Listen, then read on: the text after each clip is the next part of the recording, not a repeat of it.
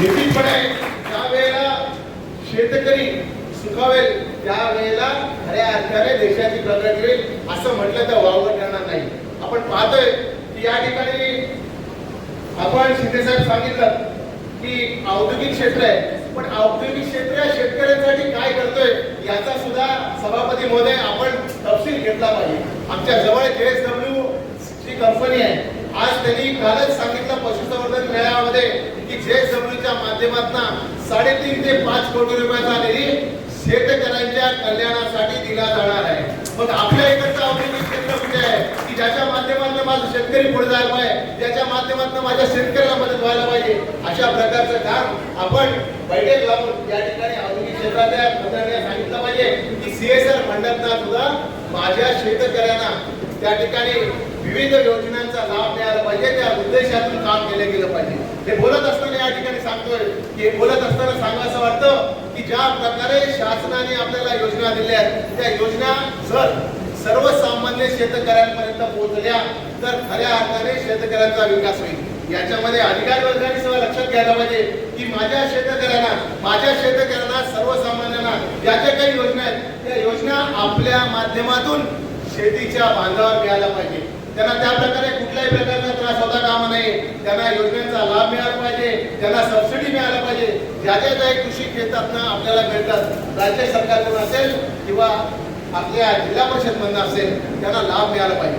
होतं काय की आपण त्या ठिकाणी कागदपत्राचे त्या ठिकाणी पुरवठा कमी केल्यामुळे कागदपत्र अपुरी असल्यामुळे आपल्याला लाभ मिळाला जातो. आपल्या सगळ्यांना या ठिकाणी सांगायचं आहे की रायगड जिल्हा कृषी क्षेत्राच्या स्कीम्स मध्ये महाराष्ट्रामध्ये 7व्या नंबरला आहे, ज्याच्या माध्यमातून फंड येतो.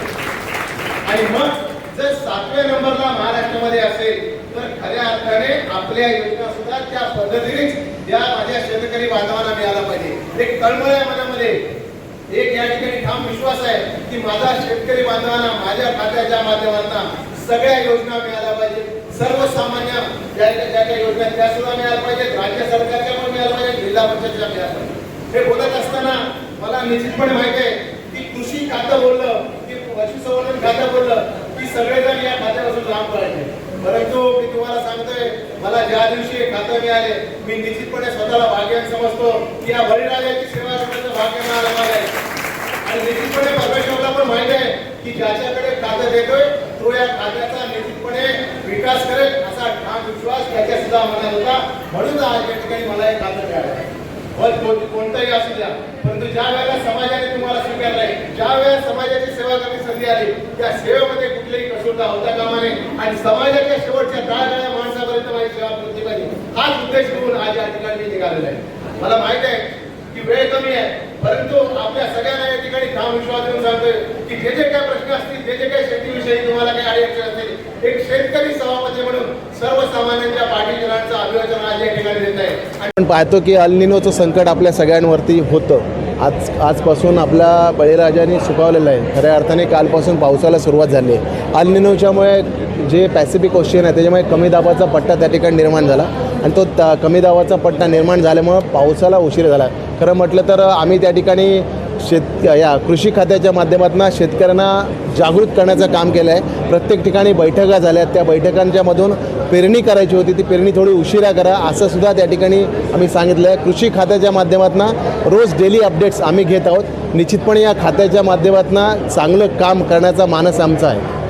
मेळाव्याचं आयोजन याच्यासाठीच आहे की शेतकऱ्यांना रायगड जिल्हा परिषदेकडनं हातभार लागला पाहिजे. निश्चितपणे आपण पाहिलं तर राज्यामधून कृषी क्षेत्रातून मोठी भरीव निधी आपल्या शेतकऱ्यांपर्यंत येते, परंतु दुर्दैवाने आपले शेतकऱ्यांचे कागदपत्राचा जो काय हे आहे भाग आहे तो अपुरा असल्यामुळे त्या स्कीम्समध्ये आपल्या शेतकऱ्यांचा सहभाग नसतो. आज या कृषी मेळ्याच्या माध्यमातून शेतकरी वर्गाला त्या ठिकाणी पुढे घेऊन जायचं काम आम्ही करणार आहोत.